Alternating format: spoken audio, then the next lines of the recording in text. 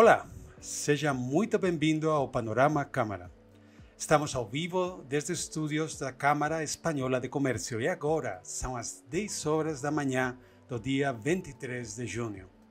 Eu sou Carlos e agradeço a vocês por estar conosco neste começo do dia. O Panorama Câmara é uma iniciativa quinzenal promovida pela Câmara Espanhola com o objeto de abrir o espaço a conversas com especialistas de empresas associadas e fomentar o intercâmbio de ideias e experiências. A cada programa oferecemos análises, tendências e insights sobre temas relevantes da economia, comércio exterior, exportações, entre outros, sempre com foco em trazer informações atualizadas, acessíveis e de qualidade.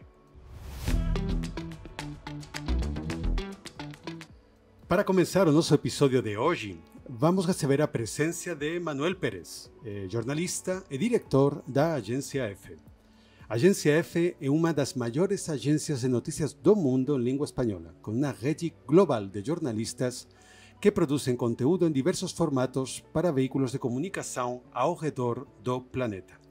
É um prazer recebê-lo, Manuel. Seja muito bem-vindo. Bom dia, Carlos. Prazer é todo meu estar aqui de novo no Panorama Câmara. Manuel, estamos vivendo um momento bem atribulado. As tensões entre Israel e Irã tiveram uma escalada bem forte. Como você acha que isso afeta o mercado global de energia e, consequentemente, ao Brasil? Sim, Carlos. O conflito começou há pouco mais de uma semana e teve já, desde o primeiro dia, um impacto imediato na cotação do barril de petróleo, o que é bastante importante desde a perspectiva brasileira, porque o Brasil já virou um grande produtor de petróleo. Neste momento está, se não me engano, na sétima posição entre os maiores produtores do mundo.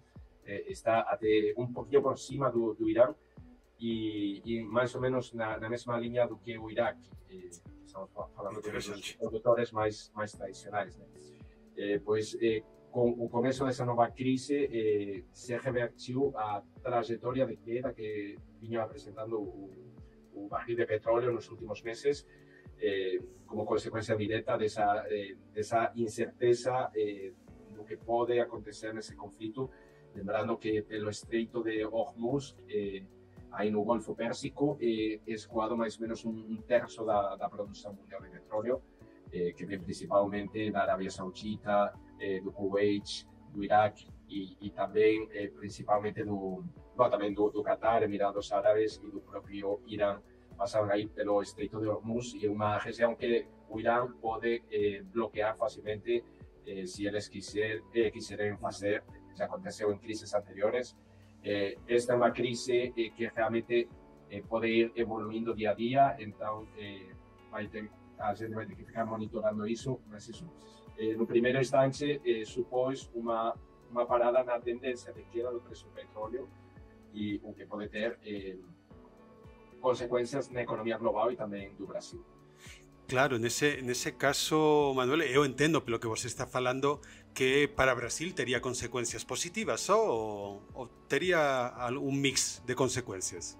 Sim, de dupla mão, porque o Brasil é um grande produtor de petróleo, mas também um grande importador, principalmente de derivados. Isto é consequência de que a capacidade de refino do país ainda não consegue comportar toda a demanda energética do país. Então, o Brasil está exportando petróleo bruto e está importando gasolina, diesel.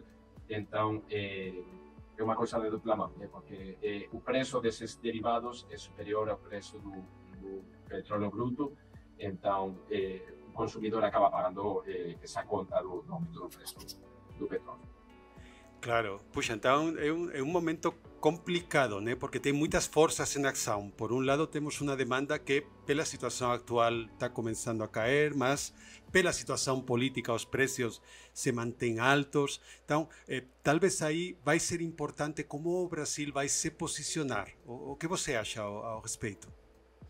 Sim, olha, o Brasil está apostando cada vez mais pelo petróleo, embora isto seja uma situação polêmica nesses momentos de mudança climática e de esforços pela descarbonização.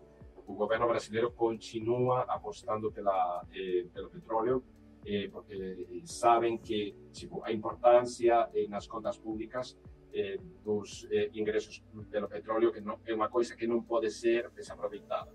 E o governo, Petrobras principalmente, estão apostando nesse aumento de produção. Para termos uma dimensão da perspectiva de aumento de produção, mais ou menos agora o Brasil produz 4,6 milhões de barris de óleo equivalente por dia. Isso inclui tanto petróleo quanto gás natural. E o governo está projetando que a produção possa aumentar até 5,3 milhões de barris diários em 2030. Uau. Esse horizonte de 2030 seria o pico de produção do pré-sal. A partir daí, o pré-sal já terá terminado sua fase de madurez e começará o declínio. E nos próximos anos deveria começar esse declínio de produção, se não entrarem novos campos para ter uma reposição nessas reservas.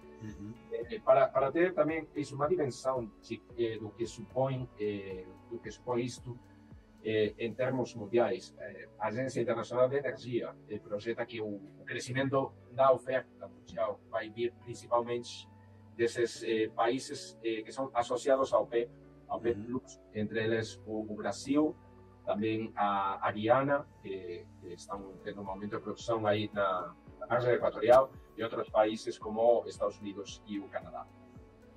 Puxa, interessante. E aí eu me pergunto o seguinte, porque na verdade no caso do Brasil seria um crescimento bem desafiador, esse que você comentou. O Brasil tem capacidade mesmo para sustentar esse crescimento? Sim, de fato, agora a produção brasileira está muito concentrada no pré-sal, em mais de 70% da produção, e as reservas provadas do Brasil continuam aumentando, porque a Petrobras continua fazendo exploração e continua achando novas reservas. No último ano, aumentaram as reservas em 6%, mesmo sendo uma produção recorde esse ano. Tudo isto mostra essa fortaleza do pré-sal, mas como falei agora, isto tem uma data limite, 2030 vai começar a cair. Mas a Petrobras está super focada para extrair toda essa produção o mais rápido possível. No mês passado, a Petrobras anunciou investimentos para a compra de 52 novos navios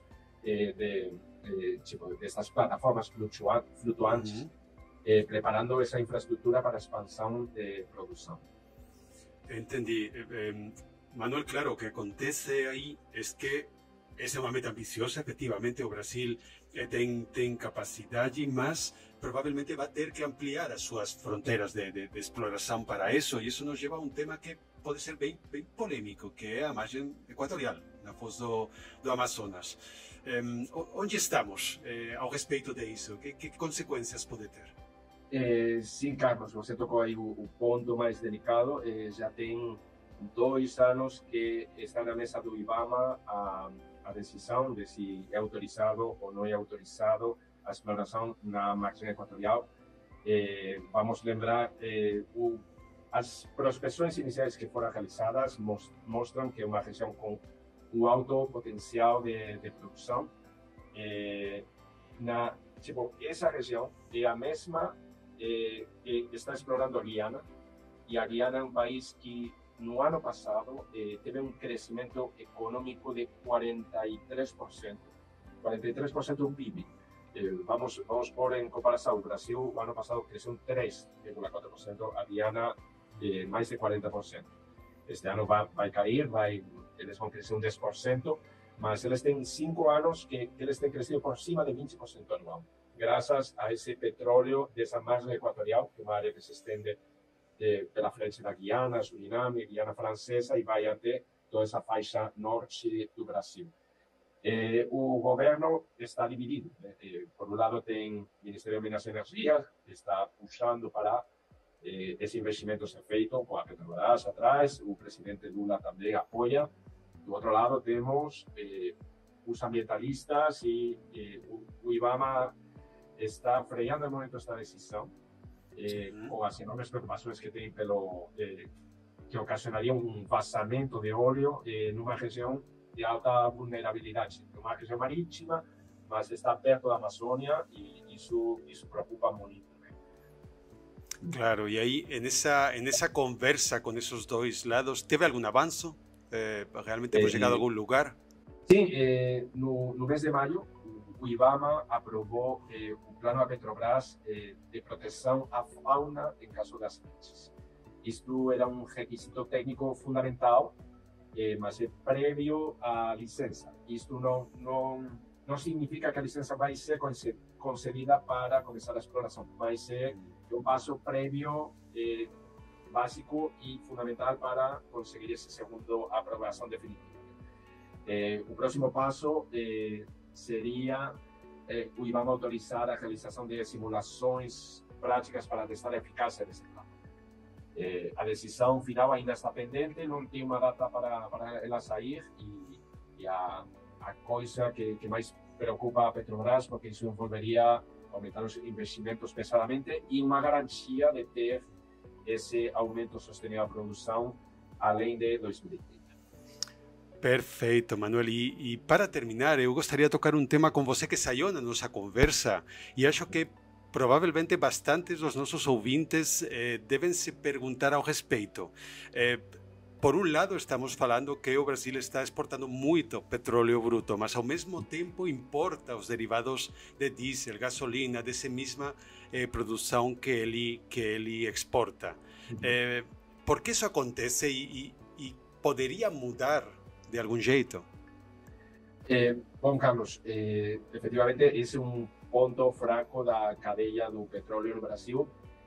O motivo de por que ficaram aqui a capacidade de refino foi porque nesses últimos anos de crise foram paradas, parou-se o investimento nessas áreas de refino com toda essa crise da Petrobras dos últimos anos, mas desde a chegada do governo Lula voltaram a investir nesse apartado. Acaba de ser inaugurado uma primeira fase da refinaria Abreu Lima, em Pernambuco, para ampliar essa capacidade de refino, mas tem planos ainda maiores. A Petrobras está contratando as obras para concluir o segundo trem da refinaria, que vai duplicar a sua capacidade até 2029 e vai reduzir isso significativamente a necessidade de importar diesel. De todo modo, segundo as projeções oficiais da empresa de pesquisa energética do governo, é que o Brasil vai continuar sendo um importador líquido de derivados na próxima década. A projeção, se agora mais ou menos o Brasil está importando 1 milhão de barris diários de diesel, isso vai ser reduzido até mais ou menos meio milhão para o ano 2034. Causam projeções a longo prazo, mas realmente só com investimentos em refinarias que vão conseguir ir melhorando essa situação aos poucos. Perfeito. Manuel, muito obrigado, como sempre. Eu acho que graças aos insights que você passa para nós, aos insights da agência F, esta atualidade tão complexa que cada dia estamos vivendo, ainda mais complexa que faz 15 dias, fica um pouco mais clara para os nossos ouvintes. Muito obrigado, Manuel. Eu que agradeço, é sempre um prazer estar aqui no Panorama Câmara. Tchau, tchau. Tchau, bom dia. Agora vamos a falar de um tema que está sempre em alta no mundo dos negócios: fusões e aquisições, também conhecidos como M&A. Para isso, recebemos a presença de Carla Calzini, sócia gestora de Brigante Advogados. Presente no mercado faz mais de 10 anos, a Brigante Advogados é um escritório de advocacia empresarial dedicado ao acompanhamento jurídico de seus clientes, aliando conhecimento técnico e multidisciplinar às conexões internacionais do mundo dos negócios. É um prazer recebê-la, Carla. Seja muito bem-vinda. Muito obrigada, o prazer é todo meu em estar aqui com vocês. Carla, para os investidores estrangeiros que buscam entrar no mercado brasileiro via fusões, aquisições, qual é a melhor estratégia considerando a complexidade regulatória do Brasil? Bom, primeiramente, é importante a gente citar que, além das fusões e aquisições, alguns investidores buscam entrar no Brasil constituindo uma empresa do zero, seja uma sociedade limitada ou uma sociedade por ações. E aqui eu vou demonstrar um pouquinho por que através de um M&A é muito mais eficiente e estratégico, né? Porque constituir uma empresa do zero exige mais tempo e você começa do zero, sem conhecimento nenhum, sem expertise, sem know-how. Quando eu já vou para a estratégia de adquirir uma empresa ou fazer uma parceria estratégica com uma empresa local, eu rapidamente ingresso no mercado. Então, eu consigo aproveitar a infraestrutura que essa empresa já possui, por exemplo, a base de clientes, os funcionários chaves que já têm know-how e já podem demonstrar expertise no setor. Então, eu consigo me beneficiar do conhecimento local, da infraestrutura já existente, minimizando aí as dificuldades de começar uma operação do zero.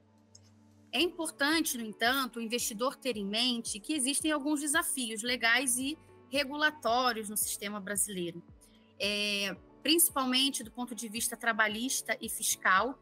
É importante que o investidor tenha conhecimento, saiba lidar com esses desafios, e cumprir com essas regulamentações locais, evitando aí riscos e garantindo o sucesso do investimento dele. É importante também o investidor ter em mente que, a partir do momento que ele investe no Brasil, todo esse aporte de capital ele vai ter um monitoramento do Banco Central do Brasil, que também tem que respeitar aí determinadas regras. E, ainda sobre o aspecto regulatório, é importante ter em mente que determinadas transações, dependendo do porte, dependem para serem concluídas, da aprovação do CADE, né, que vai ter um olhar aí sobre a lei da concorrência. Então, esses são, em linhas gerais, os principais e iniciais pontos que o investidor estrangeiro tem que ter em mente quando pensa em M&A no Brasil. Carla, quais são os principais aspectos a serem considerados pelo investidor para avançar em uma operação de M&A no Brasil? Eu diria que tem dois principais aspectos relevantes que o investidor tem que olhar, né, e tem que efetuar. O primeiro deles é uma auditoria jurídica, contábil e financeira, uma due diligence assertiva, para entender a fotografia da empresa que ele pretende investir. Isso significa analisar a estrutura societária, os contratos, se eu estiver adquirindo controle, se esses contratos prevêem a necessidade de anuência prévia da outra parte para eu seguir com a operação, principalmente quando eu falo de contratos financeiros, a parte contábil, financeira, se ela está conversando com a prática operacional da empresa, enfim, a gente faz uma busca de processos, se tem uma tese específica de processos que aquela empresa tem no polo passivo, tudo isso para identificar riscos passivos, riscos muitas vezes ocultos, e identificar como mitigar isso, né? Então, isso vai contribuir para que o investidor tenha uma tomada de decisão fundamentada, primeiramente, sobre seguir com aquela aquisição, e optando por seguir, que ações, que plano de ação ele tem que traçar, seja a curto, médio e longo prazo, para ter esses riscos mitigados no tempo. Então, é super relevante e recomendável a auditoria. E um segundo olhar que o investidor tem que ter é sobre a governança corporativa da empresa que ele pretende investir. Se essa empresa, como ela trabalha a gestão de riscos, se ela tem, de fato, uma responsabilidade corporativa implementada, porque isso é olhado de uma forma muito especial pelo investidor estrangeiro. Se essa governança está bem estruturada e se ela é praticada de fato, porque muitas vezes as empresas elas têm uma estrutura de governança no papel, mas na prática ela não funciona, não é eficiente.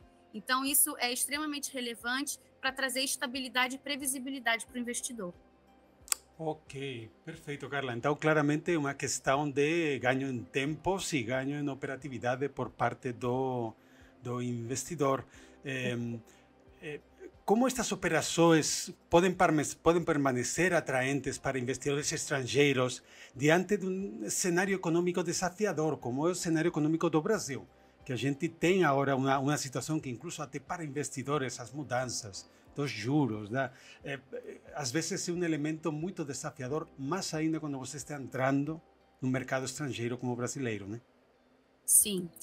A gente tem um cenário caro de contratação de dívida, combinado com a inflação e com a desvalorização da moeda nacional, e isso faz com que isso ainda assim seja uma oportunidade atraente, tá?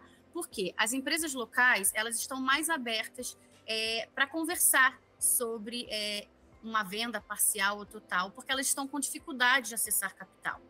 Por outro lado, o investidor, ele que possui uma liquidez em moedas fortes, ele tem um poder de compra, né? Então, ele se beneficia nesse sentido. Então, isso viabiliza, apesar das dificuldades operacionais, se a gente junta um planejamento operacional e econômico eficaz, uma governança também eficiente, esse investidor ele vai conseguir, sim, nesse cenário, conseguir um retorno do investimento dele a longo prazo.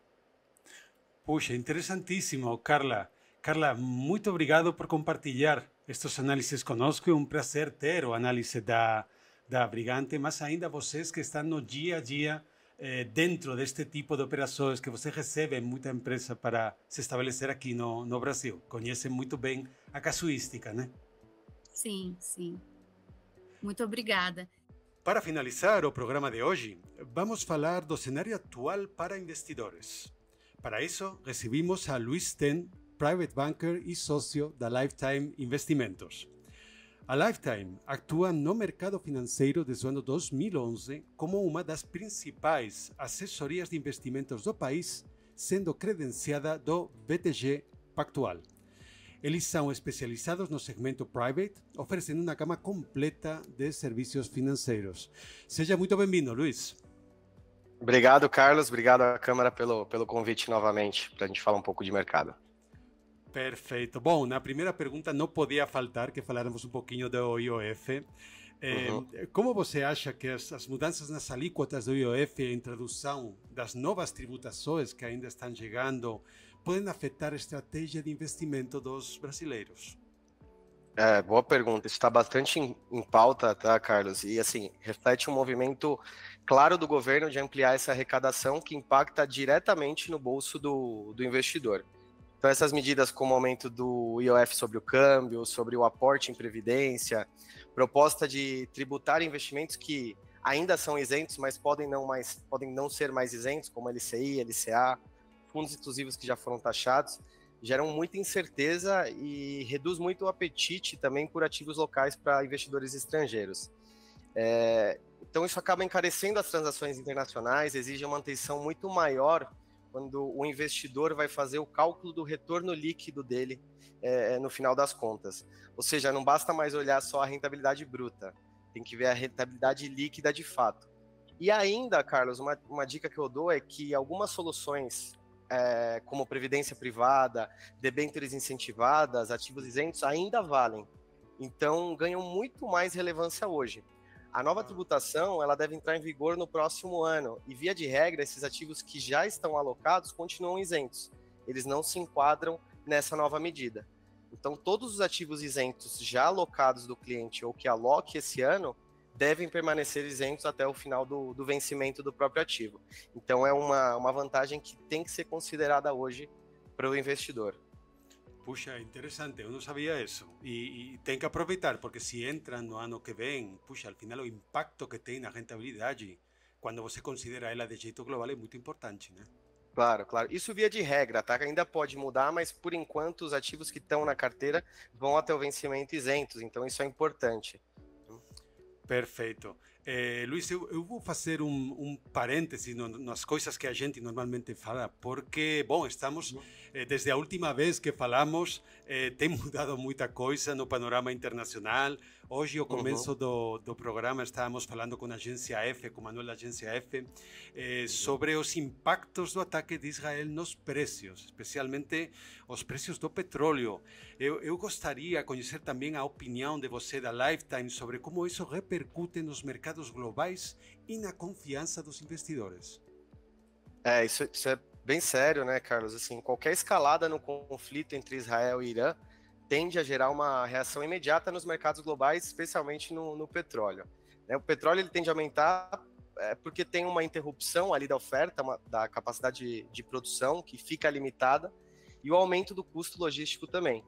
Então, nesse momento onde o petróleo aumenta muito por essa questão de risco de oferta, de falta de oferta, se valoriza muito o ouro e dólar, esses ativos que são mais seguros tendem a valorizar, e uma aversão ao risco também começa a crescer nas bolsas como um todo.